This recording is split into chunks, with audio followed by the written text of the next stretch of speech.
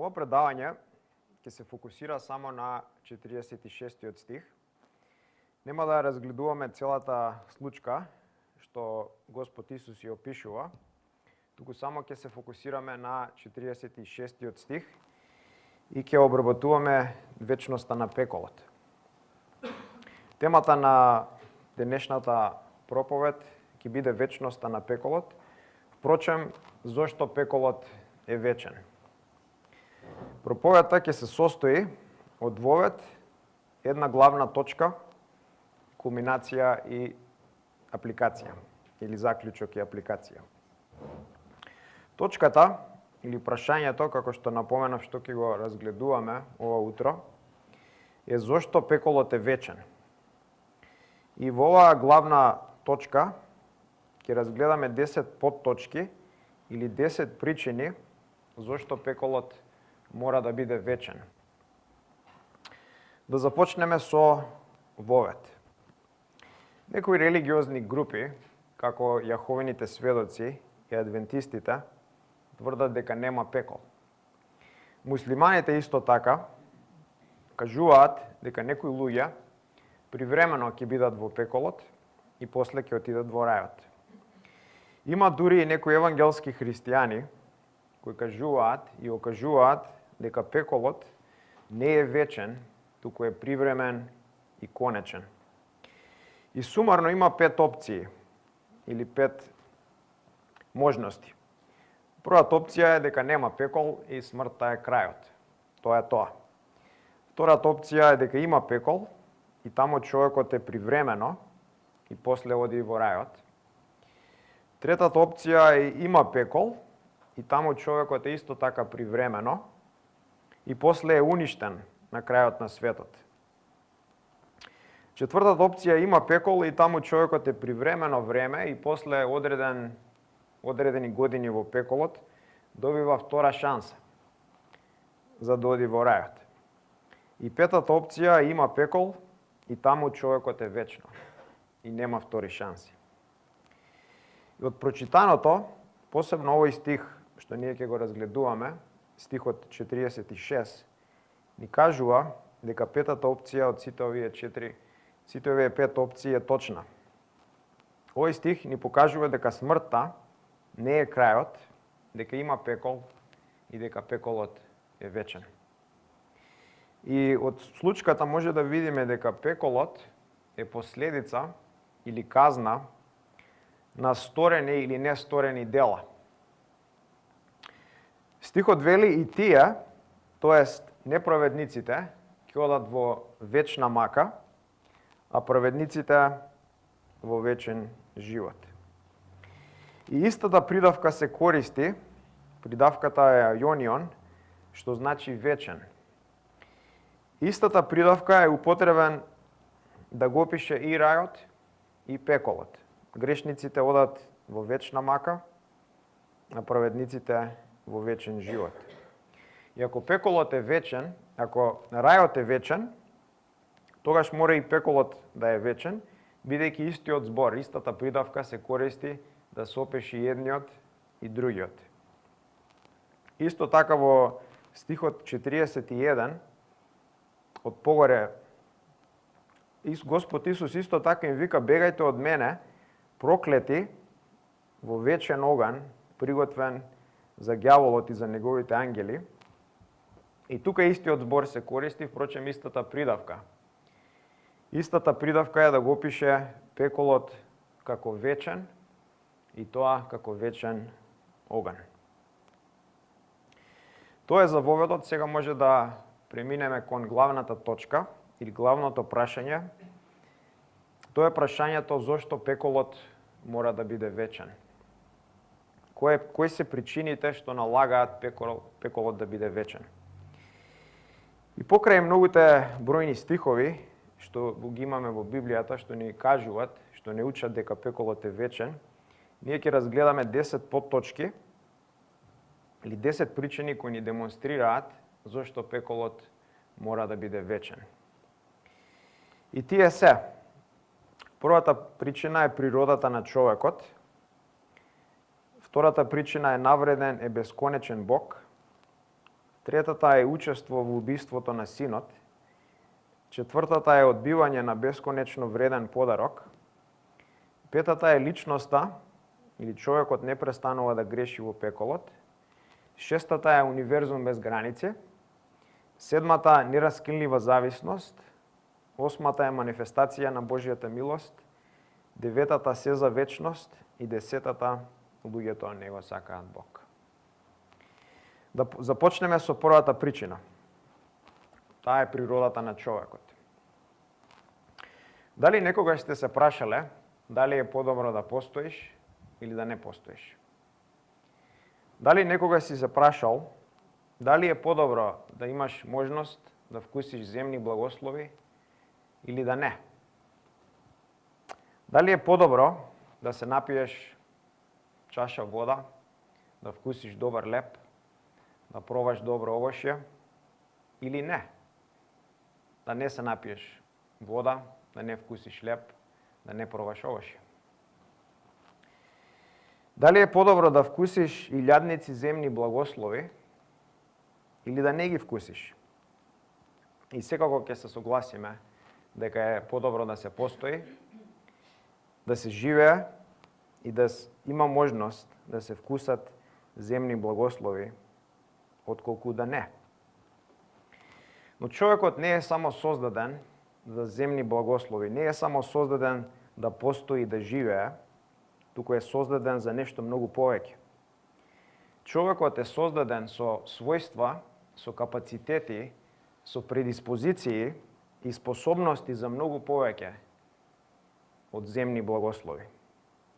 Човекот како битие е толку многу издигнат во својата природа, што му нема равен. Човекот е создаден со својства, со капацитети, со способности да го познае вечниот, да го познае Творецот и да се соедини со него. Човекот е создаден со такви уникатни капацитети да го запознае највисокиот, највредниот, најубавиот и најдрагоцениот. Човекот е создаден да го познае Бог. И вакво битие, како човекот, вакво суштество, мора да биде вечно. Само вечни суштества имаат капацитети да го познаат и да се обединат со вечниот. Само сродни битија можат да се познаваат и заедно да општат. Само пропорционални битија можат да се соединат и да бидат едно. Само вечни битија можат да бидат едно. Создадени се битија кои се толку многу воздигнати, со такви уникатни способности и капацитети, како ниедно друго суштество. Создадени се битија кои се вечни, кои имаат можност да го познаат, да го вкусат, да го видат, да се соединат со ова вечно битие, кој нема почеток и нема крај. И штом такви суштества, штом таков вид, таква раса, такво битие се создаде, тоа никогаш не може да биде уништено.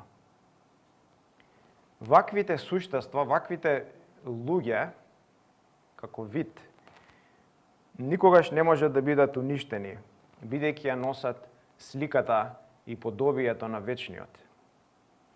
И ако Бог ги уништи, тој ќе оди против себе, а тоа е невозможно. Човекот никогаш не може да биде уништен. И Бог создал такви суштества. Ова не е теоретско размислување, него е реално размислување. Тоа сме ние. Ние сме тие битија.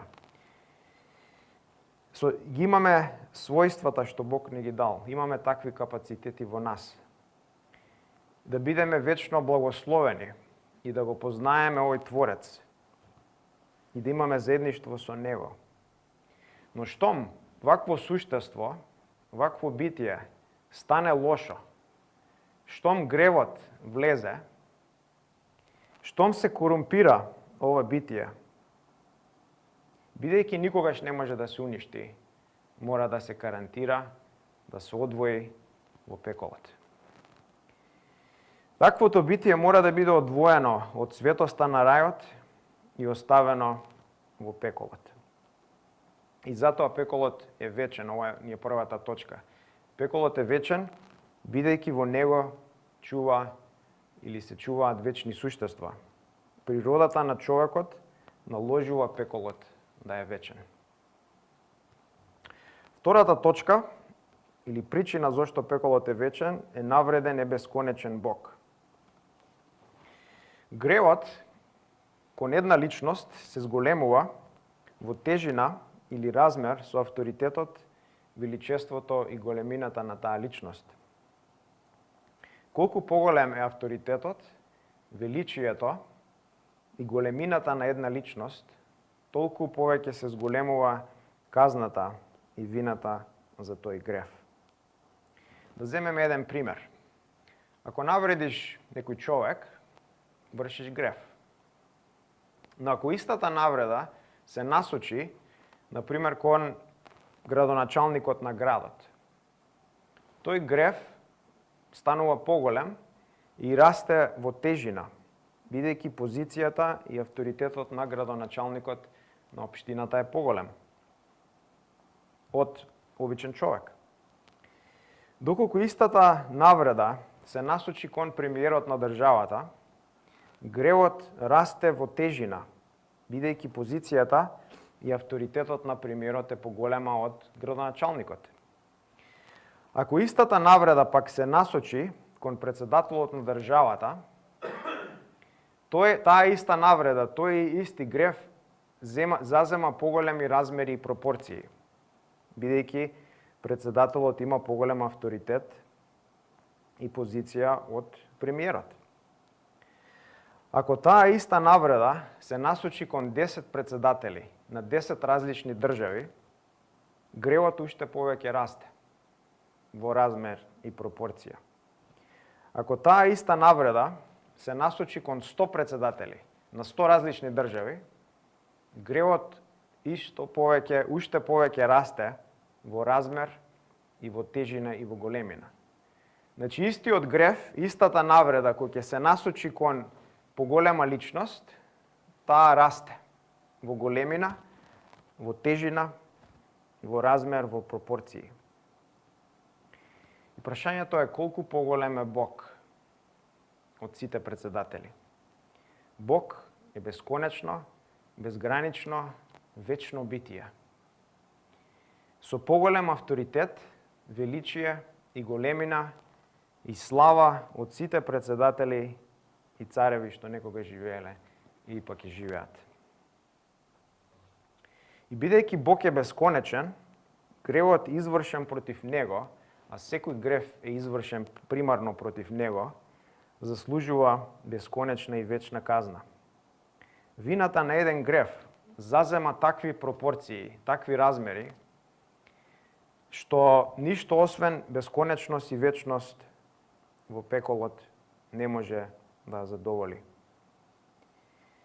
Еден грев во пропорционалност со вечниот Бог налага да има вечна казна.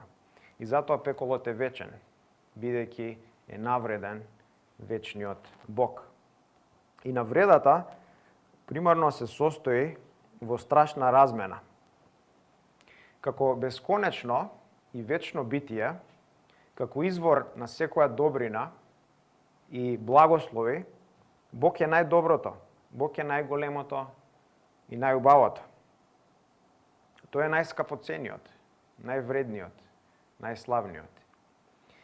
И кога тој што треба да биде ценет и издигнуван, е заменет или разменет со нешто или некој што е повредно и многу помалку повредно од него и е ценето како него, таа размена е ужасна и застрашувачка. Бог е разменет со нешто ниско. И оваа размена се гледа во Римјаните, прва глава, 21 до 25 стих, каде апостол пишува: кога го познаа Бога, тие не го прославија како Бог, ниту пак му благодарија, туку се заблудија во своите промисли и нивното неразумно срце се помрачи, тврдејќи дека се мудри, тие се обезумеа. И славата на непропадливиот Бог, и его клучниот збор, ја заменија со лик на смртен човек, на птици и 4 ножни животни лазачи. И затоа Бог, според желбите на нивните срца, ги предаде на нечистотија, па сами да си ги деградираат своите тела. И ево го уште еднаш зборот, и тие ја заменија Божјата вистина со лага, и му се поклонуваа и му служеа на создаденото повеќе отколку на Создателот. Еден има исто така напишано, отворен цитат, бесконечноста се заменува со конечното. Несоздаденото се заменува со создаденото. Највисокиот е разменет со најнискиот. Најдоброто се заменува со најлошото. Најдрагоценото со најбезвредното. Каков ужас е тоа, каква застрашувачка реалност, каков грев е тоа. Секако, тој е грев што заслужува бесконечна казна. Затворен цитат. Бесконечниот е отфрлен и тоа е неописливо голема вина. И затоа пеколот во оваа втора точка гледаме дека мора да биде вечен, бидејќи е навреден вечниот Бог и е заменет со нешто безвредно и третиран како отпад.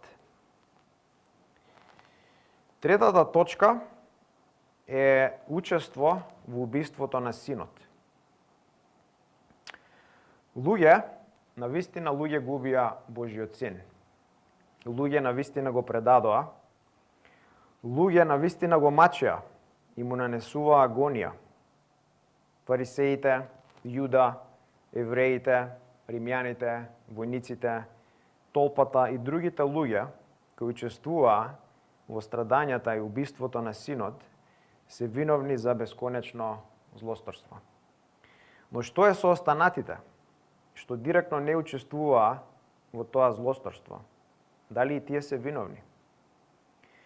Господ Исус во Матеј 23 глава, 35 стих и Лука 11 глава, 50 стих им кажува на фарисеите дека тие се виновни за пролеаната крв и убиства на сите пророци, од Авел до крвта на Захарија, кој бил убиен пред 500 години од прилика од времето на фарисеите.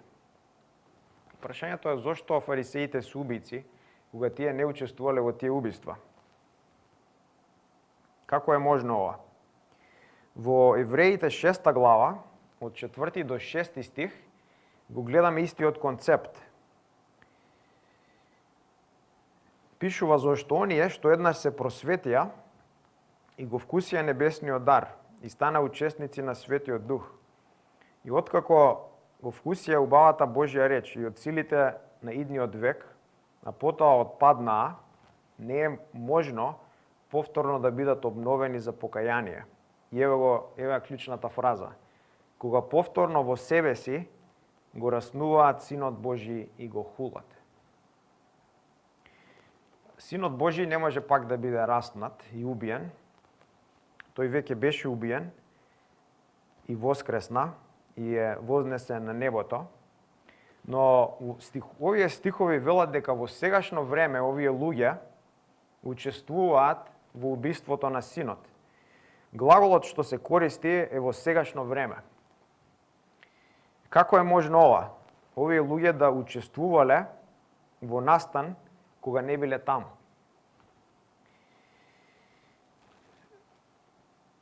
Како е можно луѓе да го отфрлаат Христос и да го отфрлаат Него како Бог и Господ и да го отфрлаат на исти начин како го отфрлаат убиците кога не се таму? И можеме да кажеме дека ако тие биле живи и живееле во времето на настанот, истото ќе го стореле. Тие би учествувале во убиството на Христос. И преку греот тие се поистоветуваат со убиците на Синот Божи. Можеме да кажеме дека преку греот тие се поистоветуваат или со фарисеите, или со Јуда, или со евреите, или со римјаните, или со војниците, или со толпата, која викаше ослободи го Варава и растни го Исус. Преку гревот можеме да кажеме дека тие индиректно учествуваат во најстрашното и најголемото злосторство во човековата историја, а тоа се маките и убиството на Божиот невин син. Еден исто така има напишано, отворен цитат: дали знаеш кој си ти? Дали знаеш кој си? Дали си еден од фарисеите, или си пак Јуда, или си еден од евреите, или си пак Пилат, или си еден од римјаните, или си еден од војниците, или од толпата, или си пак еден од учениците кои бегаа, или си пак Петар, кој плашејќи се за својот живот се колнеше дека не го знае Исус, или си пак Варава? Дали знаеш кој си ти? Нели знаеш дека истата крв тече низ твоите вени и истото срце чука во твоите гради? Нели знаеш дека истиот ум е во твојот мозок и истите зборови во твоите усни? Човекот преку учеството во гревот учествува во убиството на Христос, бидејќи Христос умре заради гревот. Смртта на Христос не е аплицирана на секој човек, но секој човек учествува во убиството на Христос преку гревот. Иако настан од минатото, сепак е настан од сегашноста и преку овој принцип на идентификација, човекот учествува и е дел од тој настан. Бидејќи Христос е Божиот син и бидејќи е бесконечно невин и чист, најмалиот прекршок против него заслужува најголема казна. А што пак заслужува убиството на Божиот син? И во оваа точка гледаме дека пеколот мора да биде вечен, бидејќи во него се убијците на Божиот син. Четвртата причина зошто пеколот мора да биде вечен е одбивање на бесконечно вреден подарок.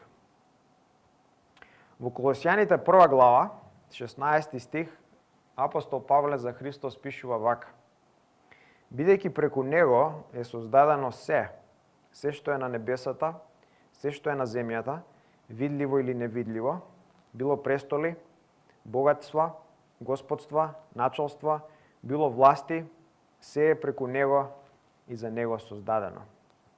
Најголемата личност дојде меѓу луѓето да го даде најголемото и највредното. А тоа е Евангелието. Евангелието е самиот себе, Бог се дава на луѓето за нивно спасение. Најголемата личност се предава и се дава на луѓето. Таткото го даде своето највредно, најубаво, најдрагоцено, најславно, а тоа е неговиот син. Тој што е во прегратките на таткото, тој што е бескрајно и безгранично возлюбен, беше даден да биде понижуван, исмеуван, плукан, тепан, удиран, камшикуван, флогиран и страмно гол распнат на крст за гнасни и первезни грешници како нас. Поетесата Рут Брајан од 19 век, пишувајќи за драгоценноста на Христос, пишува: ах, тој е истиот што од цела вечност беше големиот јас сум, силниот Бог, од кого се создадени сите нешта, кој е пред се и кој ги држи сите работи заедно. Да, тој е тој кој во полнотата на времето не ја презираше утробата на девицата, но стана бебе. Да, тој е чии лице е како сонцето, што сјае во неговата сила, но чии лик беше нарушен повеќе од било кој човек и неговиот облик повеќе од синовите човечки. Тој е истата славна личност кој е светиот на светиите, а сепак е човек со таги и запознаен со агонија.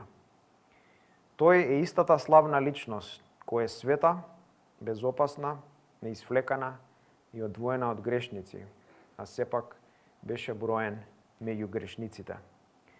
Под тежината на гневот и казната што Исус ја искусуваше, беше вознемирен во светата градина и испушти големи капки крв, што паѓаа на земјата.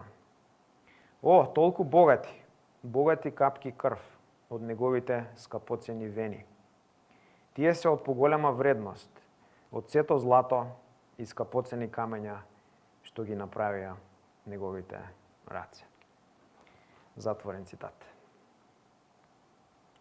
Господ Исус преку своите маки го заработува спасението и им го нуди на човекот, сите луѓе, како бесплатен подарок. И човекот не треба ништо да направи. Апсолутно ништо. Бидејќи не може да го заработи спасението. Само што човекот треба да направи и да го прифати преку вера овој бесплатен подарок. Тоа што треба да се направи, го прави Христос. Се прави Христос. И од одбивање на ваков максимално и суперлативно вреден и бесконечно драгоцен подарок се стекнува со бесконечна вина. Оние што го слушаат Евангелието, а го отфрлаат, навистина не сваќаат и не разбираат што отфрлаат. И затоа пеколот е вечен, бидејќи максимално вреден и суперлативно драгоцен подарок е отфрлен. Петата причина е личноста не престанува да греши во пеколот. Овде ќе видиме две работи, дека се работи за истата личност во пеколот и дека има зголемена казна. Човекот е тело, душа, битие. Тело, душа, ентитет. И него губи својот идентитет или својата персона после смртта. Истиот човек останува. Ова може да го видиме од Исаја, 14 глава, од 9 до 11 стих, каде што Исаја пишува за судот на царот од Вавилон. И стиховите викаат вака: подземјето одоздала се раздвижи заради тебе, за да те пречека при твоето влегување. Со тебе се разбудија сите водачи на земјата, изместувајќи ги сите цареви, незнабожечки од престолите нивни. Сите тие ќе говорат: ти стана бессилен како нас, ти стана сличен на нас. Гордоста ти е симната во пеколот, со сиот твој шум, по тебе има гнилеш, за постилка и црви се твојата покривка. Од овие стихови можеме да видиме дека има свесност и задржување на истата персона, на истата личност после смртта. И дека овие луѓе се препознаваат сами себе и другите луѓе што се со нив. И истото може да се види од Езикијел, 32 глава, 21 стих и Лука 16 глава, 19 до 31 стих. И личноста како што прави гревови на земјата, оди во пеколот и таму продолжува да прави гревови, бидејќи е истата личност. Нема промена. Истата личност останува, истата душа, истото битие. И во пеколот човекот не престанува да греши. Продолжува да греши и како што греши, следува казна. И па греши, и па следува казна, и па греши, и па следува казна. И овој процес продолжува. Втората работа е зголемена казна. И ова е многу интересен аспект. И страшен аспект. Бидејќи маките во пеколот, наместо да намалат казната на грешниците, тие ја зголемуваат. Тегобите и маките на земјата, каде што се за разлика од пеколот Божиот милост и благослови присутни, и тука исто така ја зголемуваат вината кај луѓето. И ова може да го видиме во Откровение, 16 глава, од 8 до 11 стих, каде апостол Јован пишува: четвртиот ангел ја излеа чашата своја врз сонцето и му се даде да ги жари луѓето со оган, и силна жега ги опфати луѓето. И тие што направија? Тие го похулија името на Бога, кој има власт на тие зла, и не се покаја да му одадат слава. Исто така петиот ангел ја излеа чашата своја врз престолот над зверот, и царството негово се помрачи, и луѓето ги гризеа јазиците своји од болка. И што направија? Го проколнуваа небесниот Бог поради болките и раните нивни, но не се покаја за делата своји.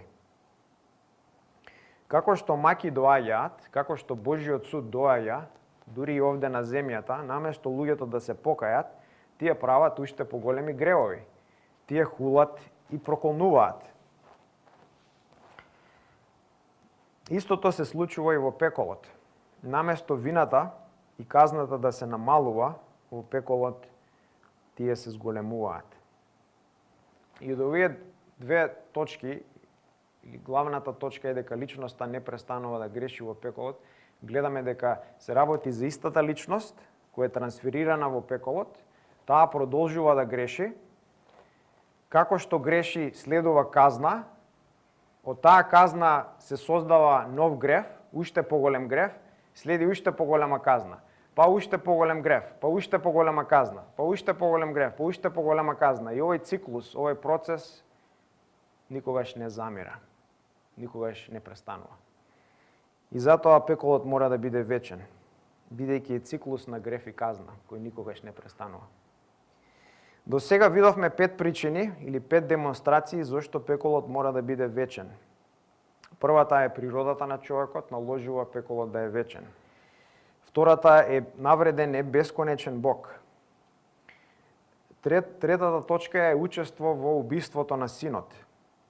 Четвртата е одбивање на бескрајно вреден подарок.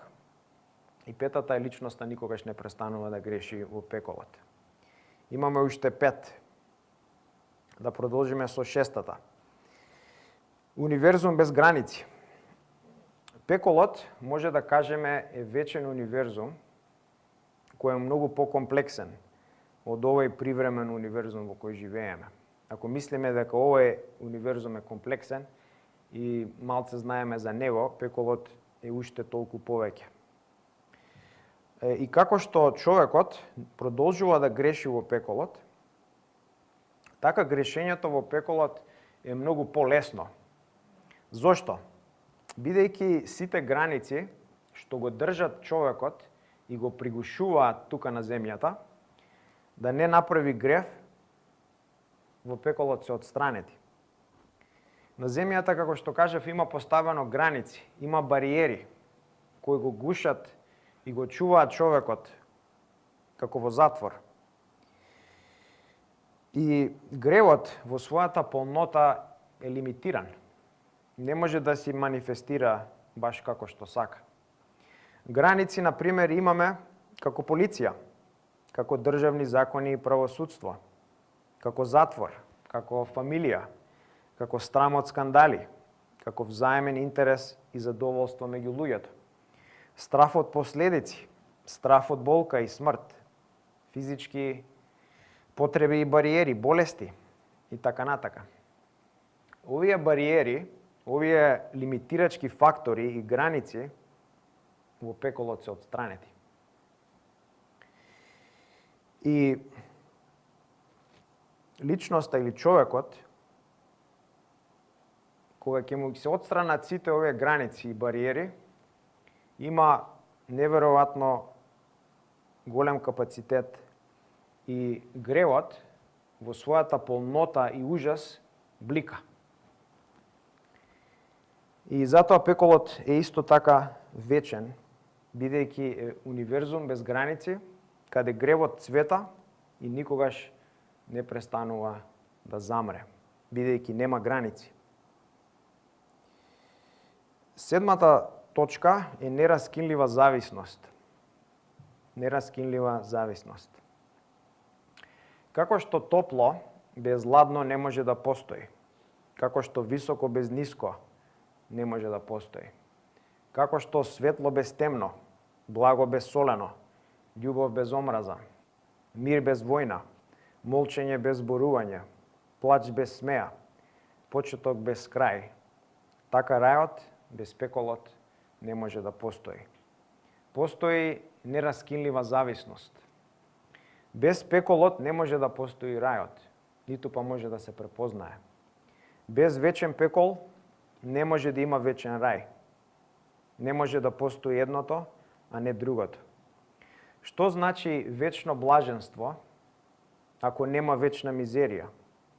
Едниот ентитет се препознава и се знае и постои во корелација и врска со другиот. И оваа врзаност ја гледаме во Исаја 66 глава, 22 до 24 стих, каде Исаја, пишувајќи за вечната состојба, вика: зашто како што новите небеса и новата земја, што ќе ги направам, ќе останат пред мене, вели Господ, така ќе останат и твоите потомци, твоето име, зборувајќи за Израел. Од нова месечина до нова месечина и од сабота до сабота, целото човештво ќе дојде и ќе се поклони пред мене, изјавува Господ. И тие, истите, ќе излезат и ќе ги гледаат или разгледуваат мртвите тела на луѓето, што се побунија против мене, зашто нивниот црв никогаш не умира и нивниот оган никогаш не згаснува. И тие ќе бидат одвратност за целото човештво. Имаме во овие неколку стихови целото човештво или целата нација во рајот му се поклонува на Бог и во исто време ги гледа маките во пеколот на луѓето. И ја гледаме оваа нераскинлива зависност. И поради оваа нераскинлива зависност, вечен рај налага да постои вечен пекол. Осмата причина е манифестацијата на Божјата милост и е слична на претходната. Божјата милост губи значење ако нема гнев. Манифестацијата на еден атрибут на Бог или една негова карактеристика налага манифестација на друг. Бог сака да покаже својата бесконечна љубов и милост во рајот. Но за да го стори тоа, мора да го покаже неговиот бесконечен гнев. Бесконечна благодат е бесконечна благодат само кога се манифестира бесконечен гнев. И ова го гледаме во Римјаните 9 глава, од 22 до 24 стих, каде апостол Павле пишува: што ако Бог, сакајки да го покаже својот гнев и да објави својата моќ, издржува со многу трпение садови на гнев подготвени за уништување. И ево го клучниот збор: со цел да го покаже богатството на неговата слава над садовите на милоста, кој претходно ги подготви за слава дури и ние, кого не повика не само од евреите, туку од другите народи. Бесконечна милост да се манифестира и може само да се манифестира кога во позадина имаме бесконечен гнев. И за да рајот биде рај, мора пеколот да постои во позадина. Деветата причина е се за вечност. Се за вечност. Бог, како вечно битие, како битие со бесконечна мудрост и знаење, создава битија и ентитети за вечност. Ангелите, луѓето, физички ентитети, се е создадено за вечност. Например, Адам и Ева и целиот свет и целиот космос биле создадени за вечност и ќе останеле вечни доколку Адам не сгрешил. Но со гревот влегло распаѓањето, влегла корупцијата, влегла смртта. Христос, кој е вториот Адам, ја уништува смртта со својата смрт и воскресение и го воскреснува човекот. Го воскреснува од смртта и го обновува. и човекот, и целиот свет, и целиот космос. И преку Христос, еден ден се ќе биде обновено и трансформирано. Исус Христос, целиот универзум ќе го издигне од прашина и ќе биде за вечност. И како што се е направено за вечност, така и пеколот е направен за вечност.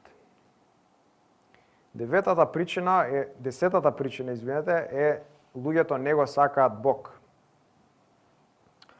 Луѓето со своите животи и постапки покажуваат или демонстрираат дека препочитаат и вреднуваат други работи и други лица од Бог. Тоа очигледно може да го видиме. Тие ценат и негуваат други работи, земни работи или себе си повеќе од Бог. И му велат на Бог, како што пишува во Јов 21 глава 14 стих, отстрани се од нас, ние не сакаме да знаеме за твоите патишта. Бидејќи тие не го сакаат Бог на земјата, целиот свој живот, зошто би го сакале Бог после тоа? Тие сакаат благослови од Бога, но не Него. Тие сакаат да одат во рајот, но таму Бог да не е. Бог им е непотребен. И Бог на крајот ќе им го даде она што навистина го сакале. Тоа е вечност без Него. Без Неговото добро присуство и Неговата милост.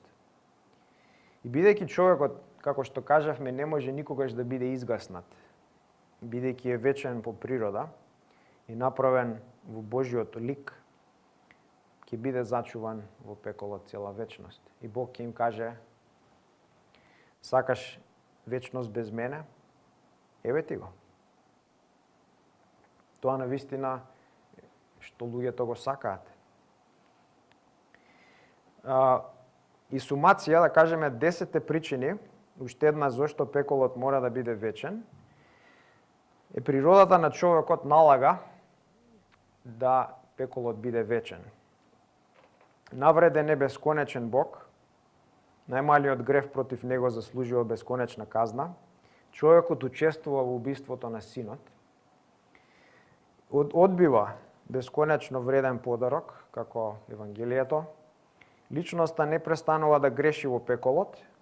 Пеколот е универзум без граници, каде сите лимитирачки фактори за гревот се тргнати. Постои нераскилива зависност меѓу рајот и пеколот, за да постои едното мора да постои другото. Божјата милост и незината манифестација налага, манифестација на вечен гнев, се е создадено за вечност и луѓето не го сакаат Бог. Овие 10 причини демонстрираат дека пеколот мора да биде вечен. Не е конечен, не е привремен и никогаш не згаснува. И сега да преминеме на заклучок. Ќе прочитам 2 цитати од Томас Брукс за вечноста на пеколот. Првиот цитат е од Лудоскиот плач, каде е опишан пеколот вака. Да предпоставиме, Томас Брукс вика, дека целиот свет е планина од песок и дека една мала птица треба да доваѓа секој 1000 години и да однесува едно зрнце од песок од таа планина. Колку бесконечен број на години би поминале, кои не можат да бидат наброени од сите луѓе, пред оваа планина да биде однесена од зрнца. Сега, ако човекот треба да лежи во вечни огнови толку долго време, тогаш ќе му се стави крај на неговата несреќа. Тоа ќе му донесе леснотија, освежување и утеха. Но како таа бесмртна птица ќе однесе оваа предпоставена планина од песок 1000 пати и пак однова. За жал, човекот ќе биде далеко од крајот на својата болка, од кога било. Тој нема да биде поблиску да излезе од пеколот, отколку што бил првиот момент кога влегол. Ако огнот на пеколот би можел да се прекине, тогаш би било толерантно, но бидејќи е вечен, нема утеха и излез. Затворен цитат.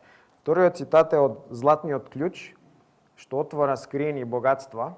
Исто така Томас Брукс пишува, вика да претпоставиме дека човекот треба да ги издржи маките во пеколот онолку години колку што има зрна песок на морските брегови. Онолку колку што има капки вода во океаните, ѕвезди на небесата, листови на дрвата, тревки на земјата, тогаш би се утешил со оваа сиромашна мисла, па ќе дојде ден кога мојата беда и маки ќе имаат крај.